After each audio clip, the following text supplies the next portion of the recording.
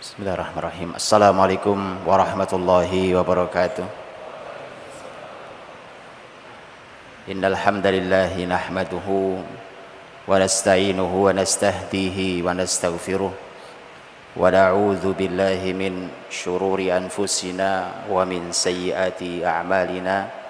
May yahdihillahu fala mudilla lahu wa may yudlil falan tajida lahu waliyyan mursyida. Asyhadu an la ilaha illallah wahdahu la syarika lah wa asyhadu anna Muhammadan abduhu wa rasuluh. Allahumma salli wa sallim wa barik ala Muhammadin wa ala alihi wa sahbihi ajma'in. Subhanaka la ilma lana illa ma 'allamtana innaka antal alimul hakim. Amma ba'd. Mukminin dan mukminat saudara-saudariku yang hadir di Masjid Al-Irsyad Surabaya, juga mitra muslim, para pendengar yang dimuliakan Allah Subhanahu wa taala. Kita bersyukur pada Allah Subhanahu wa taala di pertemuan yang indah ini kita akan membahas tentang kunci utama dari sebuah kebaikan, perbaikan dan kebangkitan generasi ini. Kita akan bicara tentang Al-Qur'anul Karim, bagaimana Al-Qur'an mengawal generasi ini. Bagi yang telah memiliki kesadaran untuk kembali pada Al-Qur'an hari ini, maka mari kita syukuri. Tapi mari kita lanjutkan, mudah-mudahan pembahasan malam hari ini memberikan kita semangat dan jalan yang lebih terang apa yang harus kita lakukan di kemudian hari. Bagi yang belum dan masih berhenti di tempat tentang Al-Qur'anul Karim, maka semoga pertemuan kita malam ini membuka kesadaran kita untuk segera kita ikut ambil bagian dan memantaskan diri untuk kebangkitan Islam di depan kita. Saudaraku yang berbahagia dirahmati Allah, mitra muslim hafizakumullah.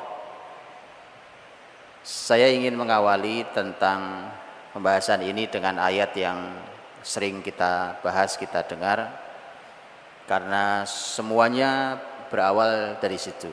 Dan pembahasannya sebenarnya sederhana, tapi isinya tidak sesederhana pembahasannya.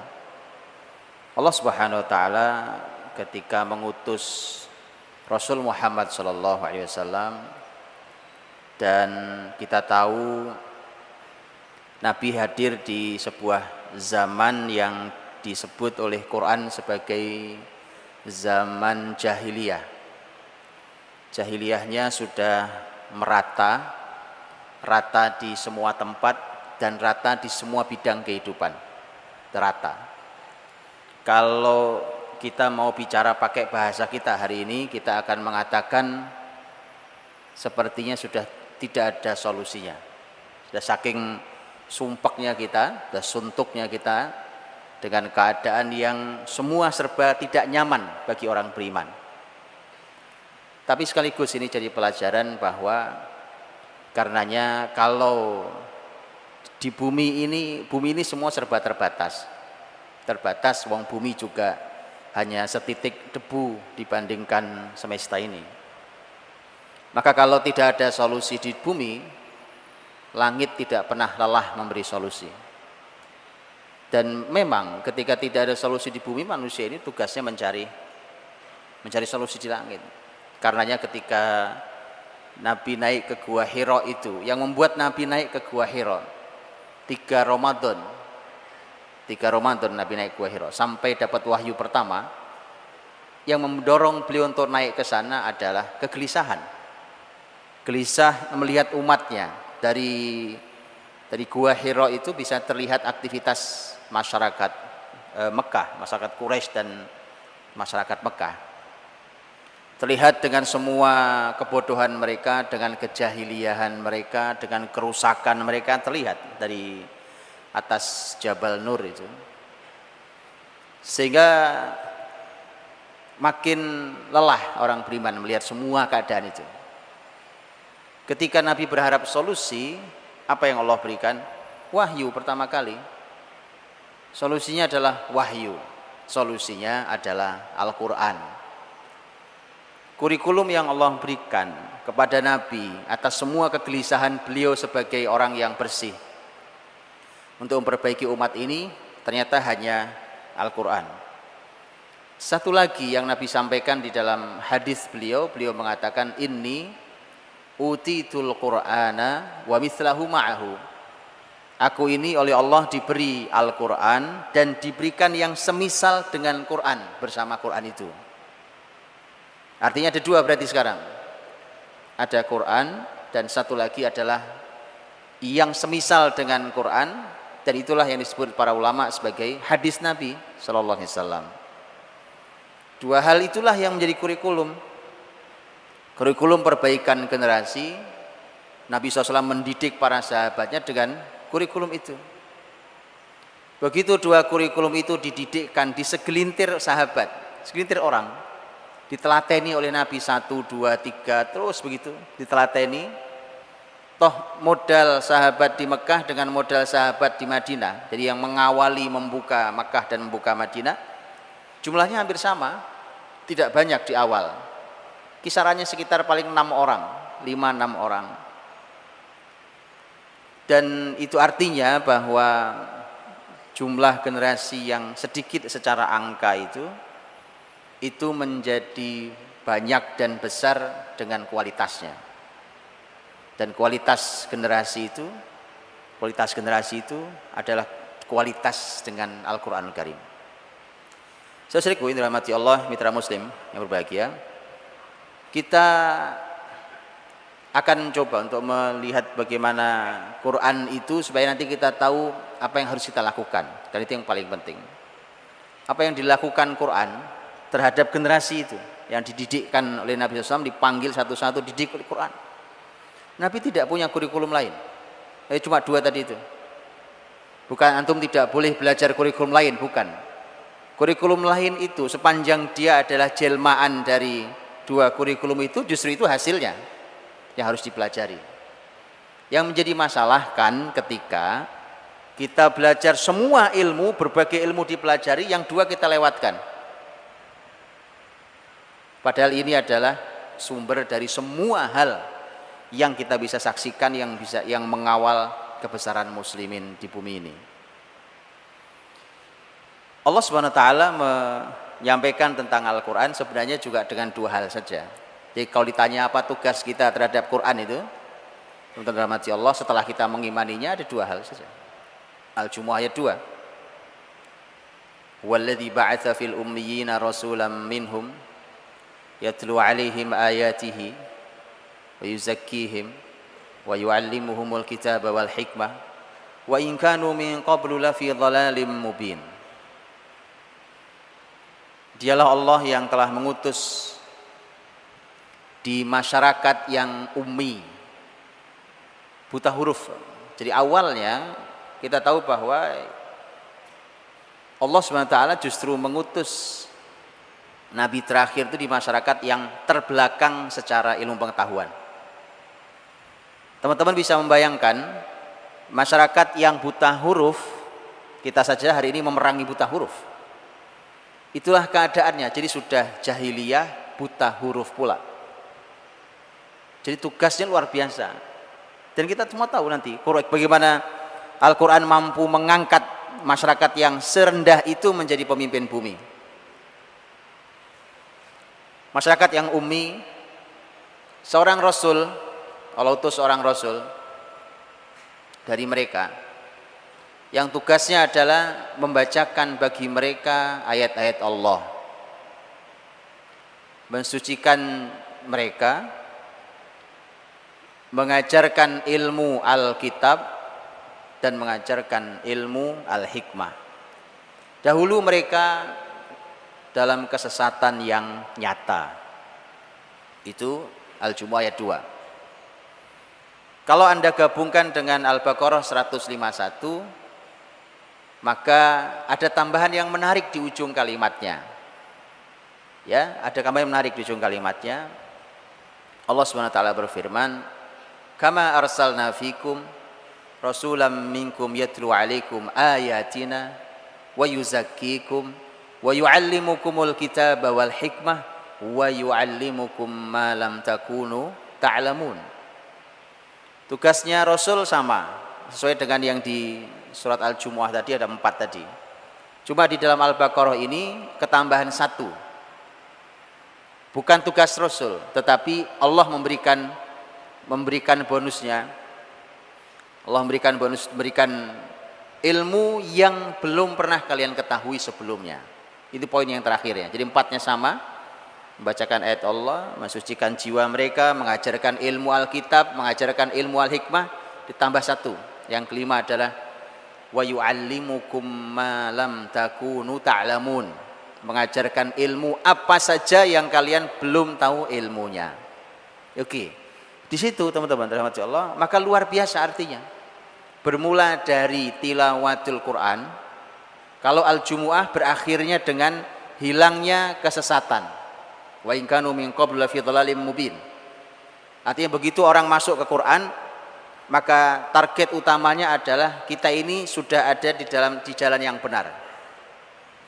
Karena masalah di generasi hari ini adalah terkadang seseorang secara ilmu bisa mencapai puncaknya ilmu, profesor, tapi otaknya rusak, moralnya hancur, dan bukan itu yang diharapkan dari sebuah ilmu.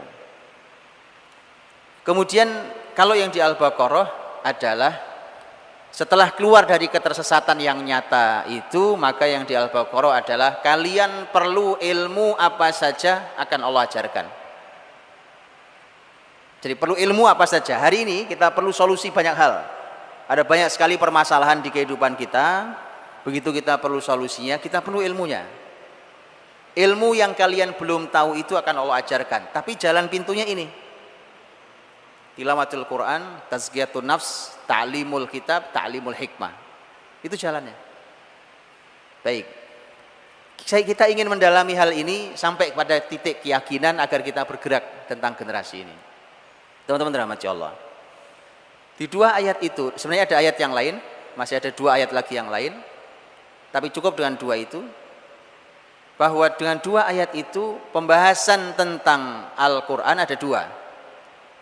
Yang satu tilawatul Quran, yatlu alaihim ayatihi, tilawatul Quran. Yang kedua adalah wa yu'allimuhumul kitab.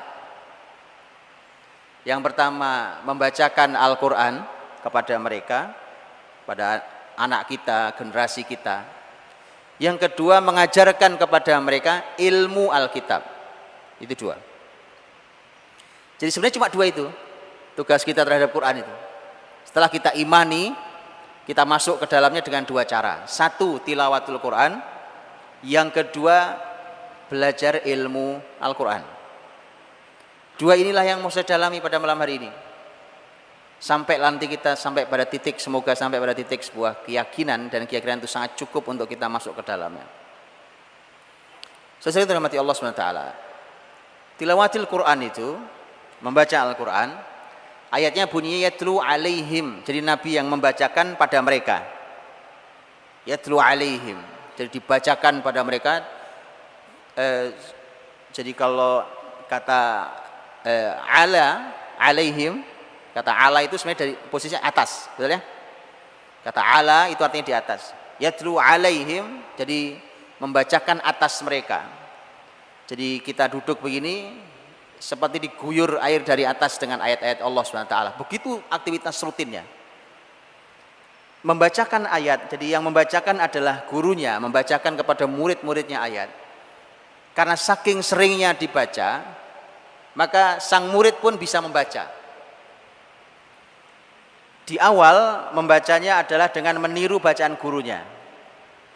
Tetapi ketika mereka sudah berpisah antara guru dan murid, muridnya bisa membaca sendiri tanpa gurunya.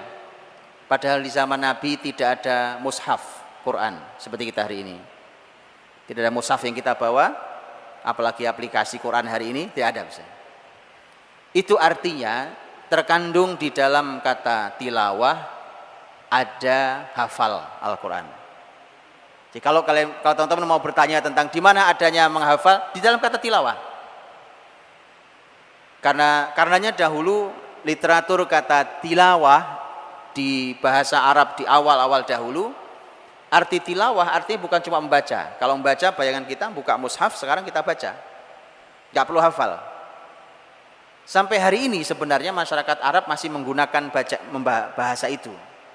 Kalau pakai mushaf, dibuka mushafnya, itu artinya adalah ini qiraah atau tilawah dengan mushaf. Tapi kalau membacanya dengan menghafal, itu namanya juga tilawah, tapi tilawah ghaiban. Tilawah tapi mushafnya nggak ada. Karena sebenarnya, tanyakan pada para penghafal Quran, penghafal Quran itu sebenarnya baca, Pak. Cuma mushafnya tadinya di luar kepala dia, dimasukkan di kepalanya. Makanya dia tahu persis. Dia tahu persis, sehingga ada orang-orang yang mampu memotret posisi ayatnya di sebelah mana. Ada yang mampu memotret ayatnya nomor berapa. Ada yang mampu memotret bahkan ada di halaman berapa, itu dengan mushaf itu. Kasih membaca.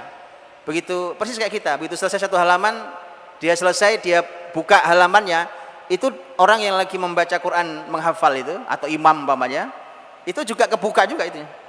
Kebuka. Makanya ketika lupa itu gelap isinya, nggak ada tulisannya. Karenanya betul persis membaca. Jadi karenanya kata menghafal itu terkandung di dalam kata tilawah. Jadi yatlu alaihim ayatihi terkandung di sana. Dan sekali lagi bahwa ulama dulu literatur kata yatlu alaihim tilawah itu ketika bertanya ke muridnya apakah kamu sudah membaca Quran, itu maknanya adalah apakah kamu sudah hafal Al-Quran. Baik, itu tilawah. Dan yang kedua adalah mengajarkan ilmunya, ilmu Alkitab. Wa yu'allimuhumul kitab. Wa yu'allim artinya mengajarkan ilmu. Kalau sudah tilawah, baru kemudian belajar isinya, belajar ilmunya. Kalau di dalam tilawah ada belajar membacanya, ya. Hari ini tentu kita punya proses dari mulai belajar mengenali huruf hijaiyah, alif, ba, ta dan seterusnya, sampai belajar kalau sudah bisa bunyi maka belajar dengan tajwidnya, karena Quran punya cara membaca sendiri, tidak seperti buku Arab yang lain, maka ada ilmu tajwid di sana. Kalau sudah begitu maka dia menjadi wirid kita Al-Quran itu, dan kemudian akhirnya menjadi hafalan kita. Tilawah. Tapi ta'limul kitab, mengajarkan ilmu Alkitab, maka kita akan diajari oleh para ulama tentang bagaimana cara memahaminya. Di sana ada ilmu tafsir dengan semua pecahannya. Tafsir ada berbagai macam tafsir. Nanti akan kita coba ungkap supaya kita tahu bahwa ini loh yang dilakukan Quran terhadap kita kalau kita dekat dengan Quran. Jadi Quran itu bekerja di dalam diri generasi ini, bahkan generasi ini tidak sadar apa yang dilakukan Quran, sehingga kemudian bangkitlah sebuah generasi. Ada tafsirnya, ada tadaburnya, itu bicara tentang masalah isi. Teman-teman rahmati Allah SWT. Ada dua hal itu yang kita ingin pelajari, dan saya ingin masuk dari yang pertama, dari mulai tilawah itu. Al-Quranul Karim itu memang kata Quran sendiri, Al-Quran sendiri, akar katanya kan qoro'a, betul ya?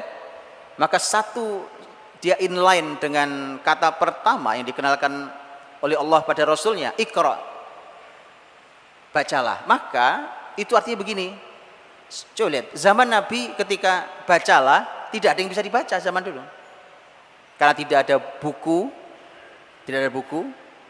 Artinya zaman itu apalagi masyarakat buta huruf, tidak ada buku. Jadi ketika disuruh membaca, apa yang dibaca?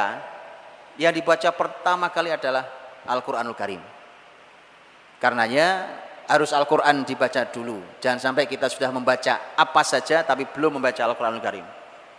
Hari ini buku banyak, kita baca buku apa saja tapi kita belum membaca Al-Quranul Karim. Kata-kata Al-Quran itu artinya adalah sebuah bacaan yang terus diulang-ulang. Nah, Al-Quran ini ketika teman-teman temanya membaca,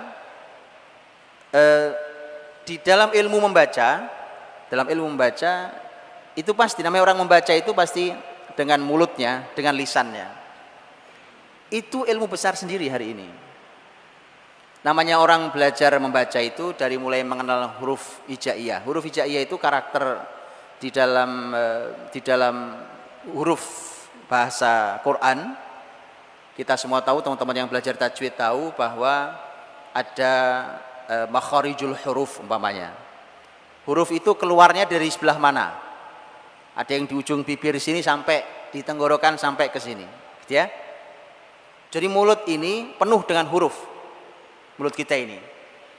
Dan kalau mau baca Quran dengan benar, maka dari mana huruf itu keluar, ya harus dari situ dikeluarkan, tidak boleh dari tempat lain.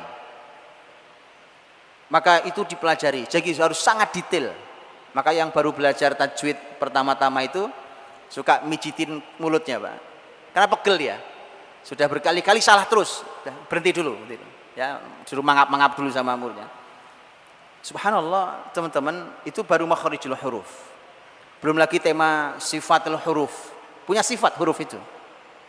Ya kan, ada huruf yang sifatnya memang di sini, ada yang huruf sifatnya mendesis. Ada desisnya.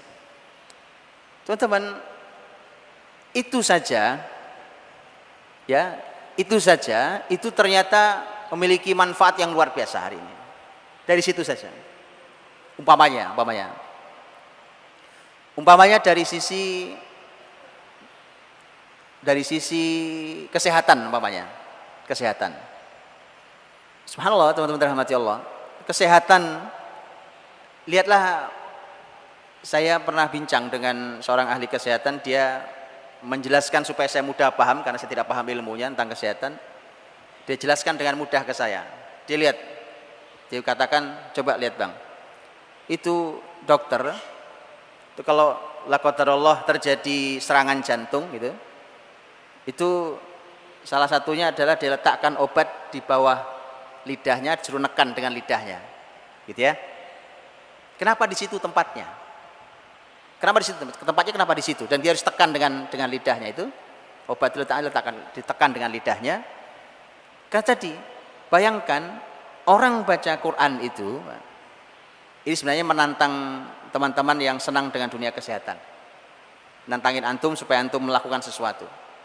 Saya sebenarnya menduga sesuatu cuma karena saya tidak tahu ilmunya dalam hal ini. Bahwa kalau kita membaca Quran itu kan ada yang lidah kemana, ada yang nempel kemana, ada yang menekan kemana, ada yang ke atas, ada yang ke bawah, ke samping, sampai ke sini segala terus ya. Itu bayangkan itu, dan bayangkan itu dilakukan setiap hari bagi seorang muslim. Karakter Quran, karakter surat-surat Quran beda-beda, betul ya? Ada karakter surat Quran itu yang huruf-hurufnya cenderung ringan-ringan, ada yang cenderung hurufnya berat-berat, karakter surat. Maka saya menduga, wallahu alam, ini perlu para peneliti hebat seperti antum semuanya, ayo bergerak dengan Quran ini. Bahwa saya menduga jangan-jangan kalau Anda teliti dengan serius, kita akan menemukan orang kalau sakit apa, Anda sering-sering membaca surat ini, Pak. Kenapa? Ilmiahnya karena karakter huruf-hurufnya dia lebih banyak menekan saraf bagian mana, begitu? Betul? Perlu orang-orang luar biasa Quran ini. Kalau dari itu saja, itu artinya orang banyak tilawah itu artinya Allah inginkan umat ini sehat. Ini kalau mau bicara kesehatan, Allah inginkan umat ini sehat. Oh iya, karena bisa kita bayangkan kan, tugas muslimin ini sebumi, Pak. Tugas muslimin ini sebumi. Kalau musliminnya sakit-sakitan kan repot. Makanya Nabi Muhammad itu tidak sering sakit. Kalau nabinya sering sakit, terus kapan sampainya risalah ini? Padahal beliau harus melakukan perjalanan bisa sangat jauh. Di usia tua beliau untuk sebuah jihad perlu fisik yang sangat prima, gitu ya. Semoga Allah berikan kesehatan untuk kita semuanya. Nah, saya dirahmati Allah, itu contohnya, itu baru cara bacanya. Kita belum bicara tentang isi, ini baru cara baca. Begitu nanti kita membaca, mengulang, maka akan punya hafalan kita. Gampang begini gampangnya. Al-Fatihah, alhamdulillah kita semua hafal Al-Fatihah. Atau mau dalam keadaan konsentrasi, dalam keadaan tidak konsentrasi, bahkan tidur, ngigo, itu baca Al-Fatihah bener. Itu Al-Fatihah. Kenapa? Saking seringnya diulang. Jadi sebenarnya gampang. Menghafal Quran itu juga sama. Kaidah penghafal Quran hanya karena sering mengulangnya. Surat Yasin, mengapa orang Indonesia hafal? Nah, diulang terus surat itu, jadi hafal. Karena dia sering mengulang, dia menjadi hafal.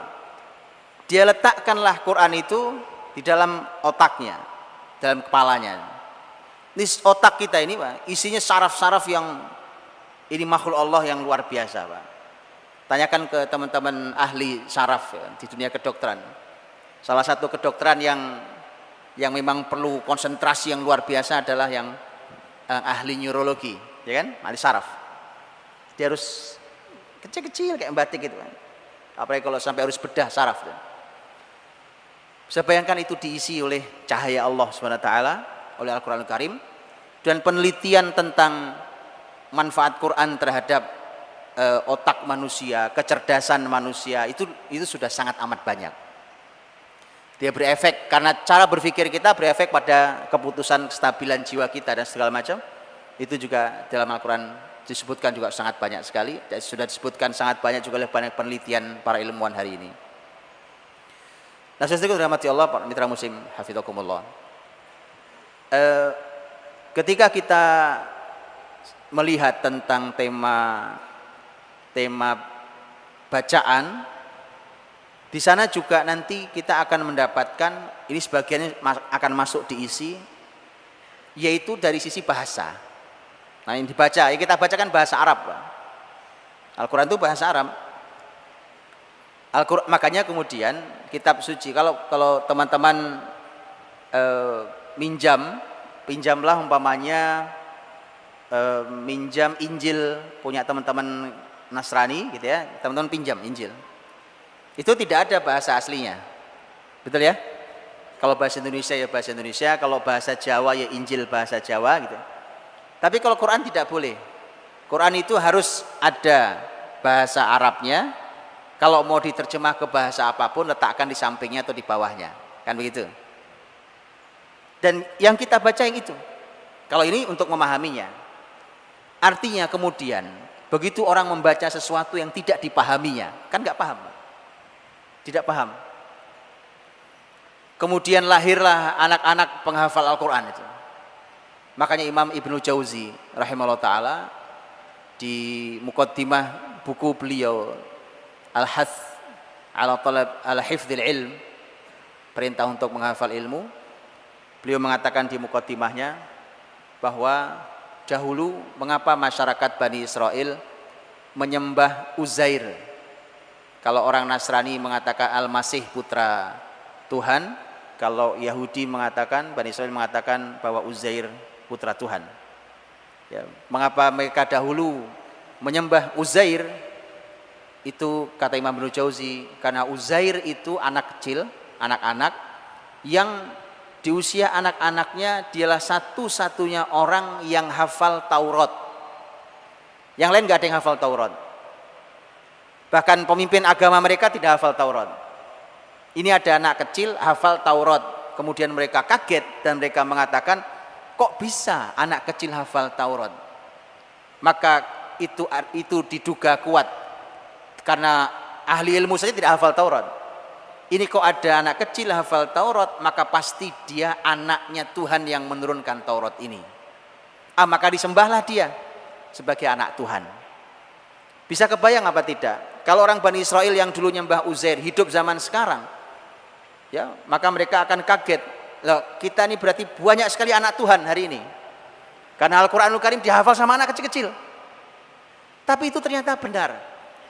Kalimat itu oleh Nabi disampaikan. Penghafal Quran itu oleh Nabi disebut sebagai ahlullahi wa khassatu. Ahlullah artinya keluarganya Allah. Betul tak? Cuma tidak untuk disembah. Di literatur bahasa Nabi pun adalah ahlullah, keluarganya Allah wa khassatuh dan orang-orang khususnya.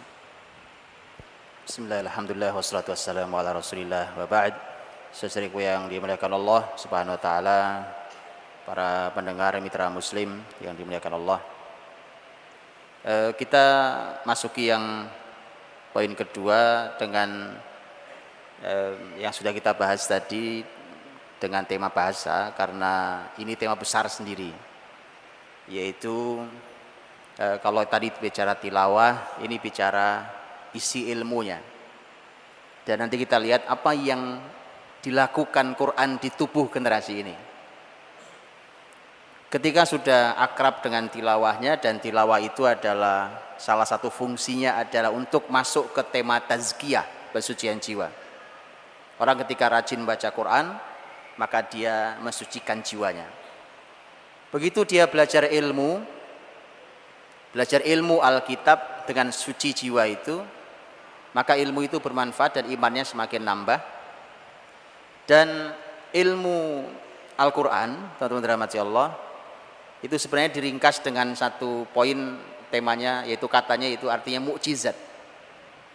Kata mukjizat itulah yang sesungguhnya dahsyat luar biasa dari sejak tilawah sampai isinya. Dan para ahli ilmu membahas tentang memang di mana mukjizatnya Quran itu.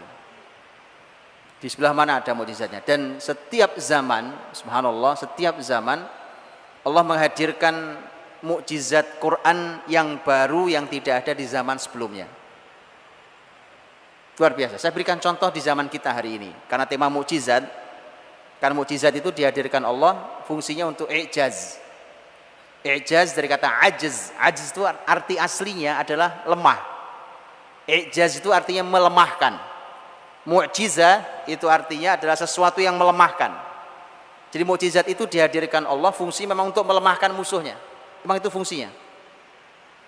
Maka kalau Quran disebut mukjizat terbesar Nabi Muhammad SAW, maka Quran ini dengan semua hal, dari mulai tilawah sampai ilmunya, itu mampu melemahkan siapapun orang-orang yang memusuhinya. Coba sekarang lihat umpamanya, dan kita ini adalah, kita tahu tentang teori mukjizat. Mukjizat itu Allah hadirkan untuk melemahkan sesuatu yang paling dikagumi oleh masyarakat di zamannya.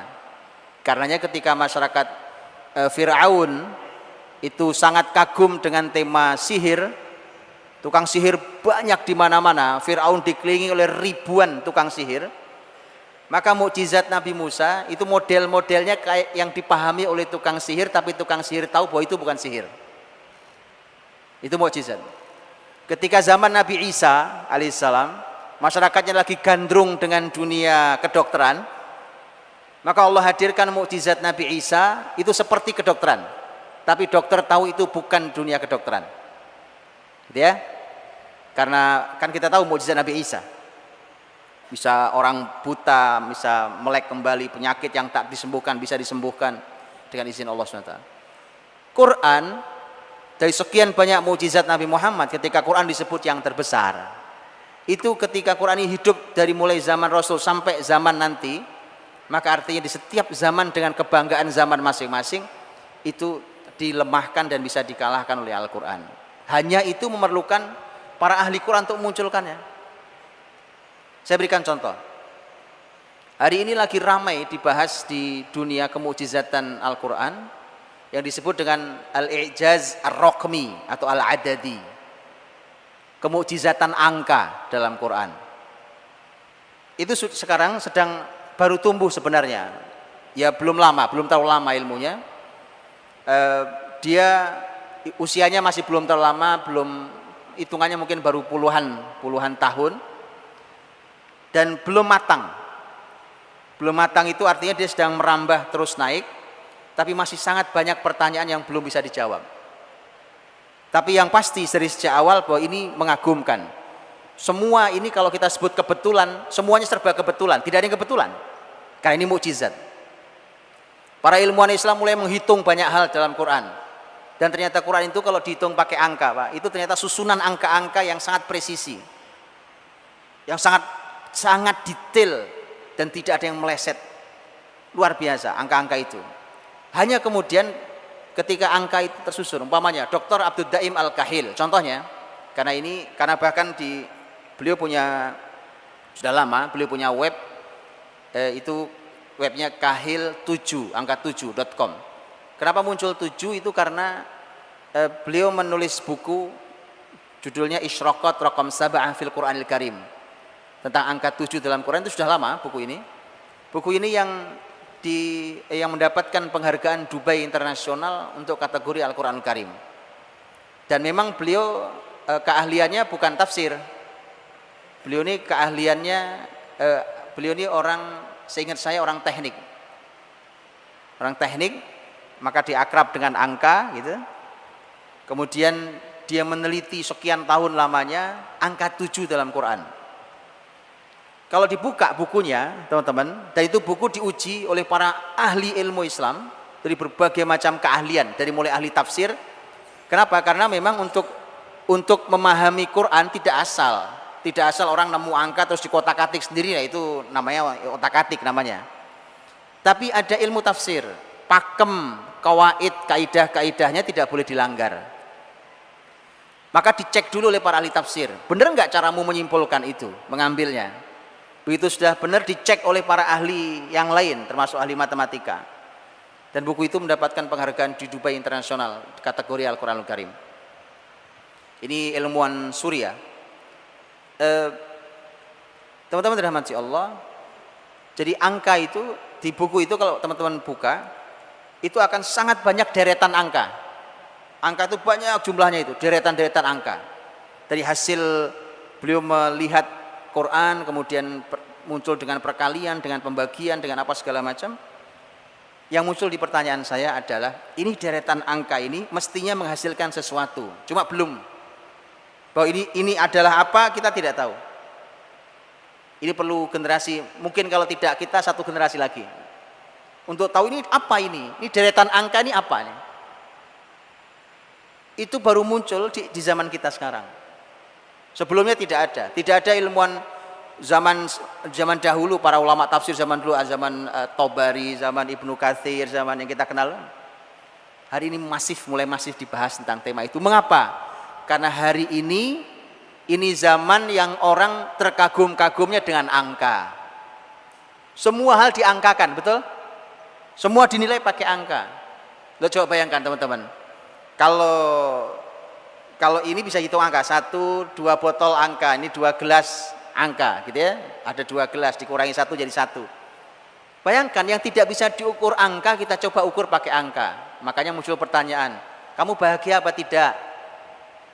Kalau diukur pakai angka, skala 5 sampai 10, bahagiamu di nomor berapa? Jadi diangkakan, Pak. Sampai urusan bahagia nggak kelihatan, diangkakan di sini. Semua teknologi ini semua masalah angka, betul? Masalah angka, semua diangkakan.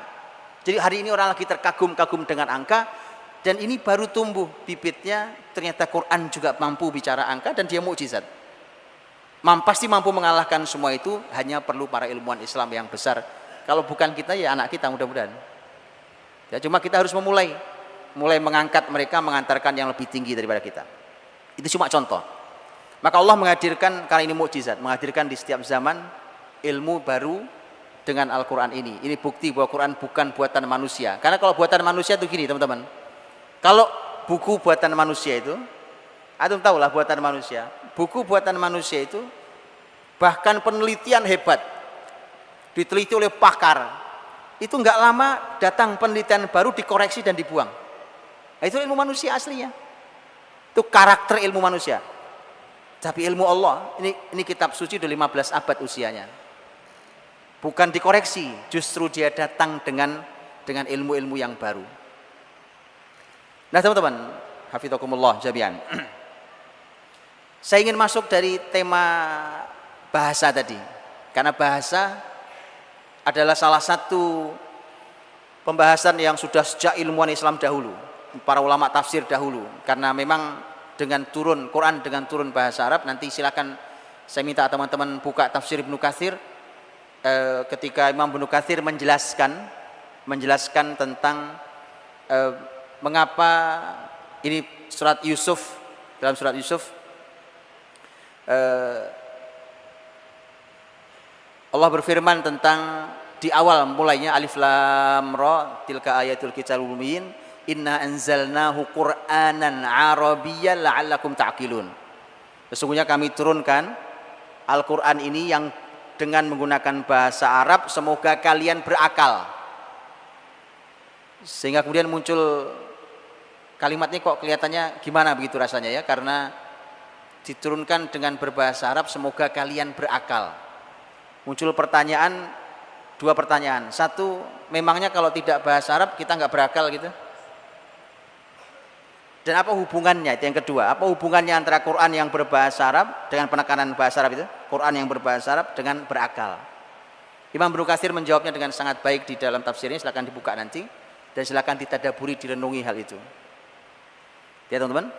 Dan disitulah kita akan tahu. Dan memang Allah memilihkan kitab suci terakhirnya ini dengan menggunakan bahasa Arab. Ini adalah sesuatu yang dahsyat karena bahasa Arab ini bahasa yang memiliki keluasan, memiliki akar kokoh yang dalam, karena kaidah bahasa Arab itu dibangun menggunakan syair-syair jahiliyah.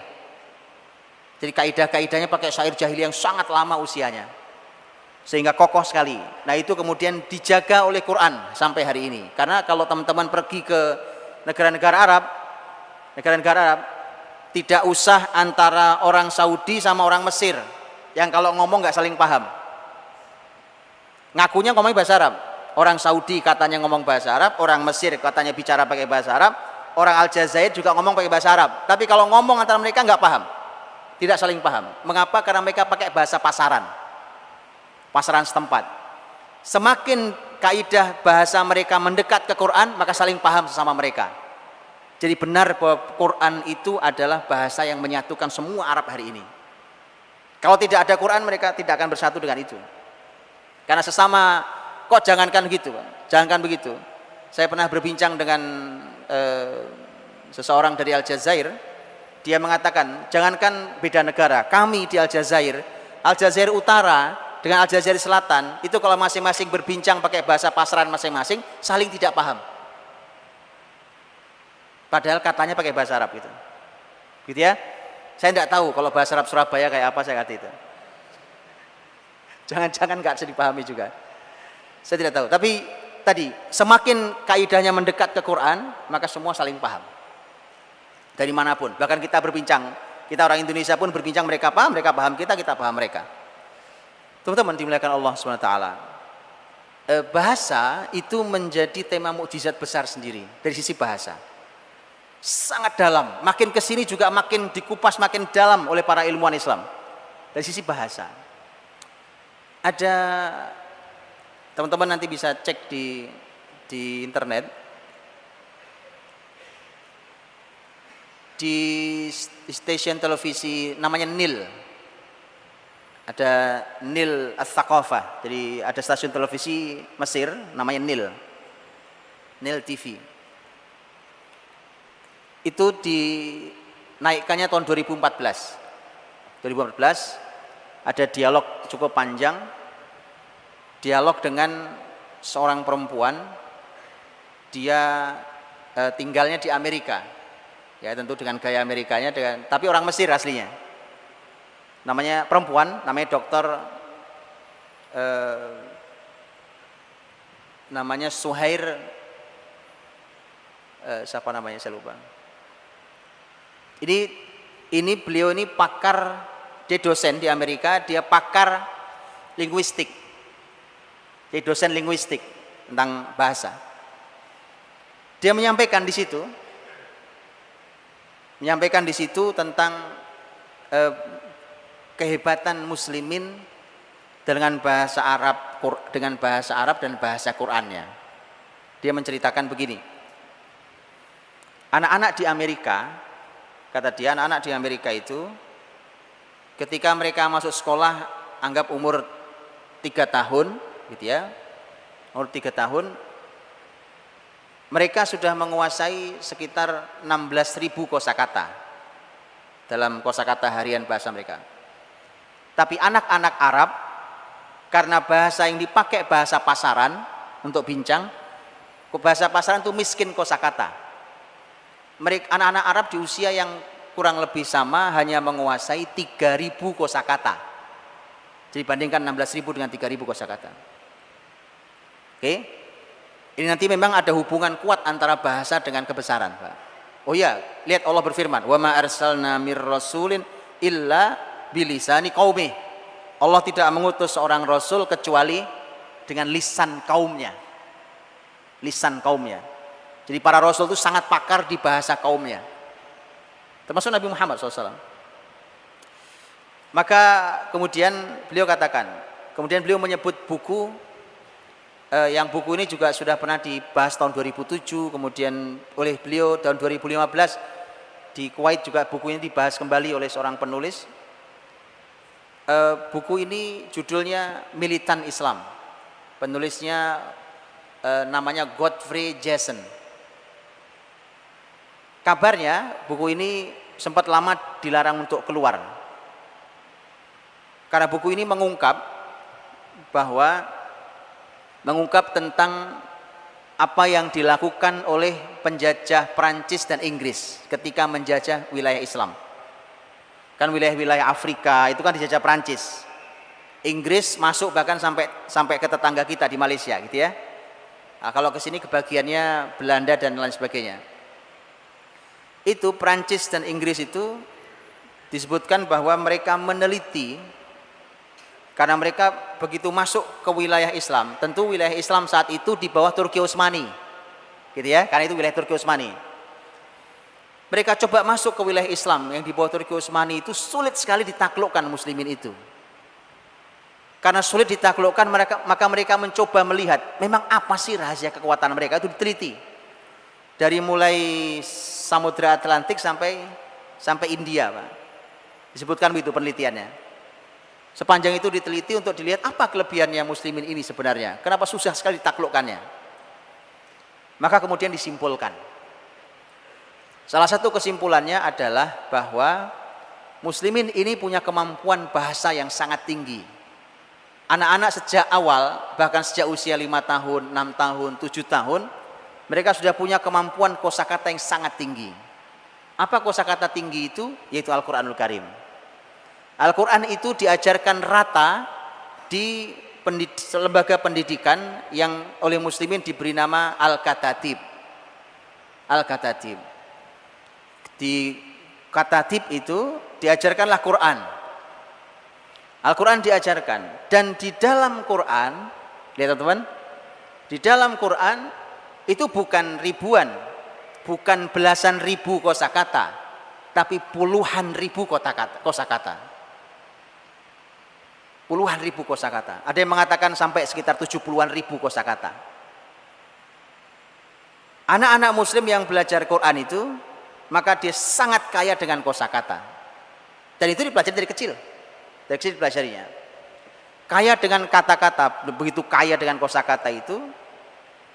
Nanti begitu mereka belajar kaidah-kaidah bahasa Arab, bahkan mereka umpamanya akan menghafal sampai Alfiyah Ibnu Malik umpamanya.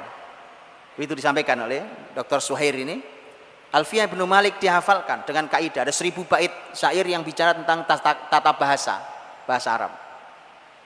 Maka anak-anak Islam, anak-anak muslimin itu begitu kuat bahasanya, dan itu adalah salah satu sumber kekuatan muslimin. Jadi teman-teman jangan meremehkan bahasa. Jangan suka merusak bahasa kita. Kita punya bahasa Indonesia, kita punya bahasa daerah, kita punya bahasa persatuan, bahasa Al-Quran, atau bahasa apapun yang kalian pelajari. Jangan pernah merusak bahasa, Pak. Karena itu sumber kekuatan muslimin yang luar biasa, bahasa Al-Quran Karim. Maka kemudian setelah didapatkan itu, mereka membuat strategi bagaimana cara menghancurkan bahasa itu. Prancis menggunakan cara berangus. Pokoknya pengajaran-pengajaran yang menggunakan bahasa Arab, pengajaran-pengajaran Quran itu diberangus, ditutup. Maka kalau ada salah satu buku tentang pembahasan tentang wakaf, penulisnya Dr. Ibrahim Al-Bayyumi Ghanim menulis tentang, judulnya Al-Awqaf was Siyasah fi Misr, wakaf dan politik di Mesir. Di situ beliau mengatakan bahwa tahun 1883 Al-Katatib tadi itu, tempat anak-anak belajar Quran itu sudah mulai ditutup.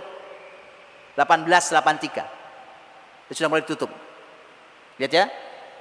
Jadi gaya Perancis gayanya memberangus. Tapi Inggris menggunakan gaya yang lebih halus.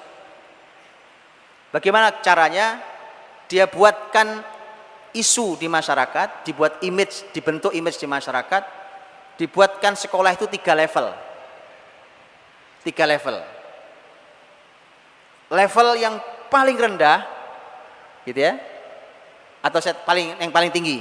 Level yang paling tinggi, ada level yang tengah, ada yang level paling rendah. Dibuatkan isu itu. Ini intinya ingin memberangus, dan nanti silahkan dinilai di negeri ini ya. Level yang paling rendah itu adalah yang belajar bahasa Arab, belajar Quran, maka dia diletakkan di musola-musola, di surau-surau, bahkan suraunya kadang kumuh, ya kan, kotor, tidak terurus, air tidak lagi berwarna jernih tapi berwarna hijau, ya kan, dan seterusnya. Aroma tidak jelas. Disitulah orang belajar Quran, orang belajar bahasa Arab, dan disebut sebagai sekolah informal. Oke. Naik lebih tinggi dari itu ada sekolah menengahnya. Level menengahnya adalah sekolah yang mengajarkan bahasa Arab, mengajarkan Quran, ada sedikit saja, nggak usah banyak-banyak, tapi tambahi dengan bahasa Inggris. Itu sekolah levelnya lebih mulia. Sekolah yang tertinggi adalah international school. Sekolahnya bahkan diajarkan dengan bahasa Inggris, tidak ada bahasa Arab, la Arabia wala Quran. Mirip dengan negeri kita? Itu strategi Inggris. Strategi Inggris.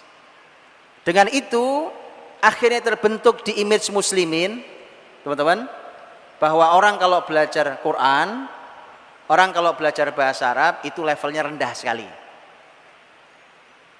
Dengan model itulah maka muslimin menjauh dari Al-Qur'annya. Begitu menjauh dia dari Al-Qur'annya, nah muslimin sudah tidak kenal Quran. Banyak orang jangankan isinya, baca Quran saja nggak benar. Baca Quran tidak benar. Kok baca Quran? Mengucapkan Bismillahirrahmanirrahim nggak benar bacanya. Gitu ya. Ini terjadi sampailah kita di zaman sekarang, muslimin mulai sadar kembali dengan Qur'annya, alhamdulillah. Orang mulai mengajarkan Quran di sekolah-sekolah formal, akhirnya international school, kalau nggak ngajarin Quran ditinggal juga, nggak ada muridnya juga. Oke, dia harus mengajarkan Quran. Masjid-masjid seperti Al-Irsyad ini, masjid yang bagus, besar, gagah, strategis, dan seterusnya, jelas diajarkan Quran-Quran, dan seterusnya. Dan kemudian image-nya mulai berubah. Hari ini mulai berubah. Begitulah. Kebangkitan ini tidak ada yang bisa menghentikan. Tidak siapapun. Kebangkitan ini mudah. Anda mudah menandainya. Lihat, mudah sekali menandainya. Persis seperti kalimat Umar bin Khattab radhiyallahu anhu, sebagaimana diriwayatkan dalam Sahih Muslim. Ketika Umar mengatakan, "Amma inna nabiyakum qad qala," bahwa nabi kalian pernah bersabda, "Innallaha yarfa'u bihadzal kitabi aqwaman wa yad'u bihi akharin." Sesungguhnya Allah mengangkat satu kaum dengan Alkitab, dan Allah jatuhkan juga dengan Alkitab. Jadi mudah, kalau bicara kebangkitan mudah sekali. Ini adalah zaman muslimin mulai bangkit. Dan sekali lagi, mau Anda upayakan apapun, mau buat konspirasi yang bisa menghilangkan gunung sekalipun, tapi tidak bisa menghentikan kebangkitan umat ini. Nah, saudara dirahmati Allah SWT, itu sebagian dari data yang kalau isi wawancara lengkapnya silakan dicek di YouTube, bukunya juga ada. Saya belum baca bukunya, cuma saya membaca resensinya. Judulnya Militan Islam tadi. Ada teman-teman yang sudah membeli dan membaca, saya belum tanya isinya. Dan dari sisi bahasa itu salah satu kemukjizatan yang luar biasa. Di dalam Quran, teman-teman, itu kalau ada satu huruf yang hilang, atau ada satu huruf muncul tapi tidak pada tempatnya, itu ulama akan sibuk membahasnya. Ini apa ini? Kenapa ada alif di sini? Harusnya nggak ada alif di sini. Kan bahasa Arab kan ada pakem ya kan? Ini harusnya nggak ada alif di sini, tapi kenapa muncul alif di sini? Ulama itu berpikir keras untuk mendapatkannya. Begitu mereka mendapatkannya, itu terkadang mengungkap sebuah ilmu yang sangat besar. Atau tadi kehilangan huruf. Loh, kemana hurufnya? Harusnya ada nih. Ini kenapa gak ada? Itu baru huruf. Belum umpamanya pilihan kata. Pilihan kata. Dan itu banyak contohnya teman-teman. Atau pilihan kata. Kan untuk mengungkapkan sesuatu menggunakan pilihan kata. Pilihan kata. Umpamanya ini mudah sekali. Saya kasih contoh yang paling mudah sekali.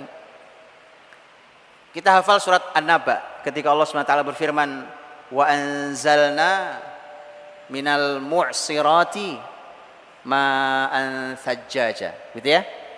Kalau terjemahannya, kalau kita buka terjemahannya, maka itu teman-teman, makanya kalau antum buka terjemahan ya ilmunya sebatas mengalih bahasa. Tapi antum ingin dapat ilmu yang dalam, gak mungkin dengan terjemahan. Makanya perlu buka tafsir, perlu buka kalimat para ulama, dan satu lagi, teman-teman harus belajar bahasa Arab. Kalau terjemahannya tadi, dan kami turunkan wa anzalna minal mu'sirati, dari awan, ma'an sajjaja, air yang deras, hujan, maksudnya hujan. Tapi lihat cara Quran mengungkapkan, kami turunkan dari awan. Kata wa anzalna minal mu'sirati, al mu'sirati itu pilihan kata Qurani. Quran dan dalam bahasa Arab semua orang tahu awan, dan itu juga ada di ayat yang lain. Awan itu bahasa Arabnya adalah as-sahab. Sahab itu artinya awan. Itu awan. Tapi mu'sirati bukan awan artinya. Tapi kenapa terjemahnya awan, Pak? Iya, itu yang paling mudah dipahami oleh bahasa kita kan. Tapi kalau Anda belajar bahasa Arab, Anda akan menemukannya menjadi demikian. Saya tunjukkan. Mu'sirat, kata asar, ain sad ra, itu artinya meres, Pak. Antum tahu jus? Jus dalam bahasa Arabnya apa? Asir. Asir itu peresan asli artinya. Diperes. Mu'sir, mu'sir ada mim di depannya. Mim di depan menunjukkan banyak hal. Di antaranya adalah alat. Itu alat buat meres, Pak. Sekarang juicer. Jadi juicer. Bayangkan apa maunya Allah. Kenapa sih susah-susah menyebut kata mu'sirat? Kenapa tidak menggunakan kata sahab yang semua orang paham? Dan kami turunkan wa anzalna minas sahabi. Kalau secara bahasa Arab boleh. Kalau secara bahasa Arab, bukan bahasa Quran ya. Dan kami turunkan dari awan, air yang deras, boleh. Tapi Allah memilih mu'sirat agar Allah mengajari kita sebuah ilmu, dan ini perlu generasi untuk membahasnya, tentang bahwa awan itu adalah juicer itu. Awan itu ada airnya, itu kalau menurunkan diperes baru keluar awan. Betul? Ilmu sulit itu, teman-teman, oleh Quran disederhanakan dengan bahasa yang paling sederhana, sehingga muslimin kalau dekat dengan Quran, Allah bukakan ilmu, mereka meneliti berbagai macam ilmu pengetahuan. Berbagai macam ilmu pengetahuan. Itu perlu orang yang akrab begitu. Itu al-mu'sirat. Contoh lain di dalam juz 30. Juz 30 lebih akrab karena banyak yang hafal. Umpamanya, lihat Quran mengatakan was-samaa'i dzatir raja'. Ini pilihan kata Quran. Was-samaa'i dzatir raj'i wal ardi dzatis sad'i.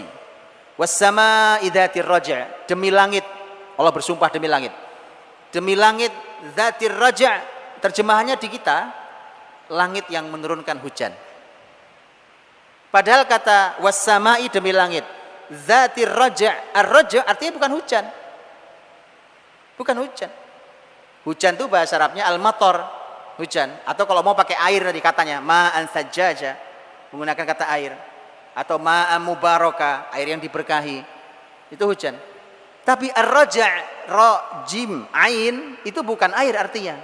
Kata roja'a apa artinya? Pulang. Roja itu pulang atau kembali. Betul ya? Roja'a itu artinya kembali atau pulang.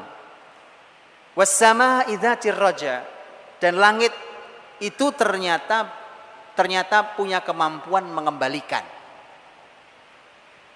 Gitu ya? Ulama dulu sekelas Abdullah bin Abbas, para sahabat Nabi radhiyallahu anhuma, ketika ditanya apa artinya ini, Beliau mengatakan hujan yang artinya adalah hujan, langit yang menurunkan hujan. Itu artinya Quran pertama ingin memberikan pelajaran pada kita bahwa hujan yang diturunkan oleh langit itu sebenarnya bukan airnya langit, tapi langit hanya mengembalikan. Berarti punya siapa? Itulah kenapa kita belajar teori hujan, dari mana sumbernya, betul ya? Quran menyebut raja. Tapi yang kedua, mengapa Quran tidak menggunakan kata hujan, tapi menggunakan kata kembali? Karena dengan ilmu pengetahuan yang kita teliti hari ini, ternyata yang dikembalikan oleh langit bukan hanya hujan. Saya bisa nelpon pakai apa, Pak? Sinyalnya, suaranya kemana posisinya? Saya orang di seberang benua, saya bisa telepon dari sini, betul? Bagaimana ceritanya? Jadi semua yang ini kita kirimkan ke sana dikembalikan lagi, kirim ke sana balikin lagi, Pak. Jadi ada banyak hal yang dikembalikan oleh langit. Itulah mengapa Allah memilihkan kosakata bukan hujan. Itu baru pilihan kosakata. Belum susunan kata-kata, belum susunan kalimat. Ini baru bahasa, belum susunan kalimat, gitu ya. Salah satu yang fenomenal tentang bahasa, dan ini diteliti sangat lama dan menyebabkan masuk Islamnya seorang ahli ilmuwan besar yang memiliki sebutan pakar ilmu-ilmu seputar Firaun, karena sangat lama dia meneliti dan kemudian berita yang benar, karena beliau ini sempat memutuskan untuk menyembunyikan keislamannya supaya hasil penelitian dia didengar dulu oleh masyarakat Eropa. Karena masyarakat Eropa itu bahwa sejujur-jujurnya mereka, gitu ya, yang mengajari kita agar kita ini amanah ilmiah, tapi kalau sudah Islam yang ngomong tutup kuping mereka. Mau seilmiah apapun, ya, oh iya, tutup kuping mereka. Sudah berapa lama sampai sekarang nggak digubris, Pak? Sudah berapa lama ilmuwan-ilmuwan Islam menunjukkan ketika bicara tentang Mekah, garis lintang yang melewati Mekah itu.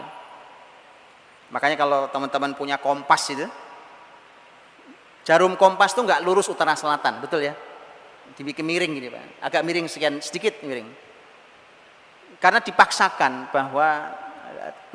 untuk mengukurnya tidak menggunakan garis 0 derajat. Para ilmuwan Islam sudah lama sekali, bahkan di dalam pertemuan internasional, karena ketika Allah berfirman litundzira ummal qura wa man haulaha, kata Quran, agar kamu wahai Muhammad memberikan peringatan kepada ummul qura. Ummul qura itu mana? Mekah itu ummul qura. Tapi Allah tidak menyebut Mekah, tapi Allah menyebut ummul qura. Artinya ibu, Al-Qura artinya desa-desa, wilayah-wilayah, itu Al-Qura. Dari situlah maka dia induknya, dia poros induknya. Jadi semua yang ada cuma mengelilingi, dan nyata begitu kita bisa melihat peta utuh bumi hari ini, bahwa Mekah itu ada di poros daratan bumi, posisi di tengah persis. Dan garis yang melintas Mekah adalah 0 derajat persis. Gitu ya, itu makanya kemudian ya tadilah mau bicara tentang ilmiah. Kalau sudah Islam, itu udah ini enggak ilmiah nih, gitu ya. Itulah makanya teman-teman, Anda belajar boleh, tapi terlalu kagum biasa aja kali, gitu ya, biasa aja. Toh mereka juga tidak amanah ilmiah. Kalau saya bisa tunjukkan pada Anda bagaimana tidak amanahnya mereka sejak belajar ilmu Islam dulu. Sejak mereka belajar ilmu dari Andalusia, mereka tidak amanah dari sejak awal dulu sampai hari ini. Kalau sudah Islam yang masuk, mereka akan hilangkan itu. Nah, maka ketika kita bicara tadi tentang apa tadi saya bicara tentang Ar-Raj'ah, Farao. Tentang Farao itu Quran hanya menyebut satu kata. Dan peneliti ini dia karena di agamanya aslinya adalah Kristen, dia meneliti Injil. Disebutkan bahwa Injil ketika bicara tentang zaman Nabi Yusuf, Injil gereja hari ini tidak konsisten menyebut rajanya. Kadang disebut raja, kadang disebut Farao, Firaun. Tapi Quran sangat konsisten. Ketika zaman Nabi Yusuf, Quran menyebutnya Malik. Malik itu artinya raja. Tidak ada satupun dalam Quran ketika zaman Nabi Yusuf disebutnya Firaun. Firaun itu banyak disebut zaman Nabi Musa, betul? Nabi Musa. Tapi zaman Nabi Yusuf, padahal sama-sama di Mesir. Dan kita tahu Firaun itu adalah gelar bagi raja yang tinggal atau yang menguasai Mesir. Itu diteliti oleh dia, teliti sangat panjang penelitiannya. Dan itu yang luar biasa. Ada dua hal yang menyentak hati beliau ini. Yang satu adalah tema Al-Malik ini, yang satu tema Haman. Karena Quran menyebut-nyebut nama yang tidak ada di literatur manapun. Haman, betul ya? Di Quran ada Haman. Firaun, raja Mesir memerintahkan Haman untuk membangun menara. Dia ingin mengejek Nabi Musa dan mengatakan, Haman bangun, coba kau bangun gedung-gedung tinggi, siapa tahu saya bisa melihat di mana Tuhan yang Musa, gitu ya.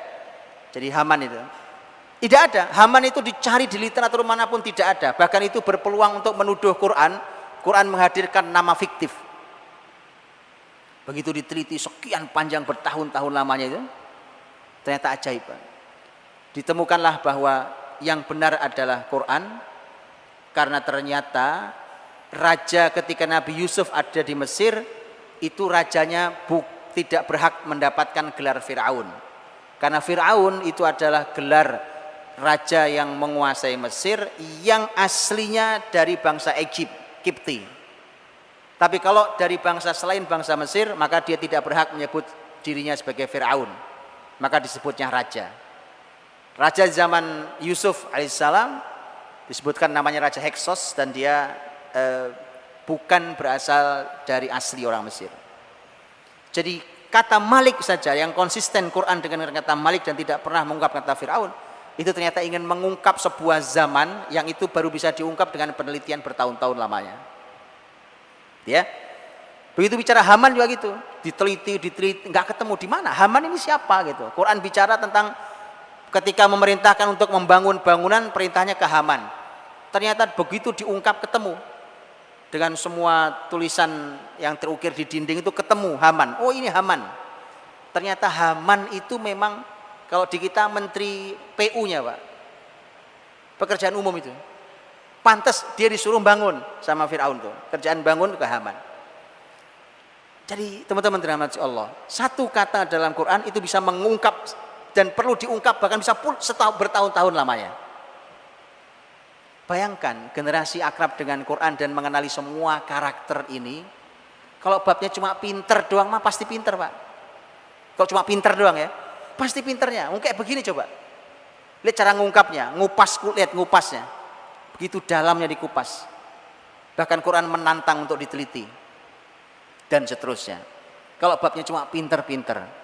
Tapi yang lebih dari itu, bahwa ini adalah kitab hidayah. Inna hadzal Qur'ana yahdi lillati hiya aqwam wa yubasysyirul mu'minin. Ini Quran ini akan menunjukkan kepada jalan. Jadi menunjukkan, dia petunjuk. Memberi petunjuk kepada jalan yang lebih lurus. Dan dia memberikan kabar gembira pada orang-orang beriman. Itu Quran. Itu Quran. Dan menarik teman-teman, ini sebagai penutup,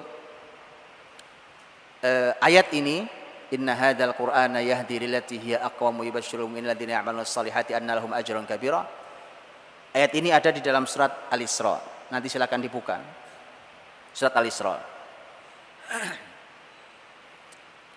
Kalau dibuka surat Al-Isra, itu susunannya menarik Pak. Menarik Pak susunannya. Begitu dibuka dengan subhanalladzi asra bi 'abdihi lailan minal masjidil harami ilal masjidil aqsa alladzi barakna haulahu linuriyahu min ayatina innahu was-sami'ul basir. Bicara tentang ayat 1. Ayat 1 itu bicara tentang peristiwa Isra-nya Nabi Muhammad dari Masjidil Haram ke Masjidil Aqsa. Tapi ayat kedua langsung 2, 3, 4, 5 dan seterusnya. Langsung ayat berpindah. Tidak bicara tentang Nabi Muhammad SAW. Tidak bicara tentang Isra dan Mi'raj beliau yang detail. Tapi langsung loncat ayat ke zaman Nabi Musa alaihissalam. Nanti silakan dilihat susunannya ya. Saya hanya menyampaikan ulama itu kalau baca ayat Pak, itu sampai struktur bangunannya dilihat. Struktur bangunannya dilihat itu. Ini kan ada strukturnya ini ya. Masjid ini ada strukturnya. Kalau strukturnya nggak matang nggak berani orang bangun sebesar ini. Roboh Pak. Struktur Qur'ani itu luar biasa dahsyatnya. Ayat 2, 3, 4 dan seterusnya itu bicara tentang Bani Israel. Bicara tentang bahwa mereka dihukum Allah 2 kali. Gitu ya, dihukum Allah 2 kali, habis-habisan. Hukuman yang 2 kali ini kalau datang itu menghabisi Bani Israel. Habis Bani Israel. Habis 2 kali. Nanti ulama tafsir beda pendapat. 2 kali ini apakah dua-duanya sudah terjadi zaman dulu? Ataukah yang satu terjadi dulu, yang satu belum terjadi? Ataukah dua-duanya belum terjadi? Ulama beda pendapat dalam itu. Terlepas dari itu, begitu selesai berbicara tentang Bani Israel, hukuman kepada mereka, Allah hancurkan mereka 2 kali dengan kehancuran yang sehancur-hancurnya karena keangkuhan mereka, karena kesombongan yang mencapai puncaknya. Kemudian tiba-tiba Quran berpindah lagi ke Nabi Muhammad. Inna hadzal Qur'ana yahdi lillati hiya aqwam wa yubashshirul mu'minina alladzina ya'maluna shalihati anna lahum ajran kabira. Quran ini memberikan petunjuk kepada jalan yang lebih lurus, memberikan kabar gembira kepada orang beriman yang beramal soleh bahwa mereka berhak mendapatkan pahala yang besar. Lihat strukturnya. Apa kesimpulannya Pak? Ini yang bisa menangkap adalah teman-teman yang langsung sehari-hari berhadapan dengan Zionis hari ini, teman-teman Palestina. Makanya ketika teman-teman Gaza Palestina itu mengubah semboyan Gaza, tadinya semboyan dulunya namanya Ghuzzah Izzah. Gaza Izzah. Itu semboyan awal ya. Kemudian mereka ubah menjadi Ghuzzah Al-Quran. Gaza Al-Quran. Kenapa? Kata tadi bahwa inna hadzal Quran, setelah bicara tentang Nabi Muhammad SAW yang Isra dari Mekah ke Palestina, kemudian bicara tentang Bani Israel, dan hari ini yang dihadapi muslimin di tanah Palestina adalah orang-orang Zionis itu. Dan kemudian Allah ingin tunjukkan, kalian ingin menang lawan mereka, inna hadzal Qur'ana yahdi lillati hiya aqwam. Suruh kembali ke Quran Pak. Kalau Anda sekarang ke Palestina, tanah yang terjajah itu, pusat segala hal dibicarakannya di sana. Perusahaan-perusahaan terbesar di sana adanya. Catatan jumlah perusahaan jauh lebih besar daripada catatan yang ada di Amerika sekalipun. Dan pusatnya di sana sesungguhnya. Ya, di sana. Jadi kalau Amerika selalu membela Zionis, itu dikarenakan Amerika yang sebesar itu hanya merupakan salah satu kedutaannya Israel. Salah satu kedutaannya Israel. Sudah pahami? Oke, makanya kemudian akhirnya lihat, umat ini untuk bisa mengalahkan semua mereka kuasai itu, yang mereka kuasai itu, Allah ingin memberikan isyarat yang kuat sekali dengan kalimat inna hadzal Qur'an yahdi lillati hiya aqwam. Bila hadirin rahmati Allah, saya kira itu, dan masih terus harus dipelajari karena Quran ini semuanya adalah mukjizat dari semua sisinya. Dan bayangkan generasi yang akrab dengan Quran, maka Quran akan bekerja pada diri generasi ini, pada tubuh generasi ini, sampai Allah perbaiki semua sisinya dan untuk memantaskan diri akan kebesaran yang ada di hadapannya. Wallahu a'lam bishawab. Assalamualaikum warahmatullahi wabarakatuh.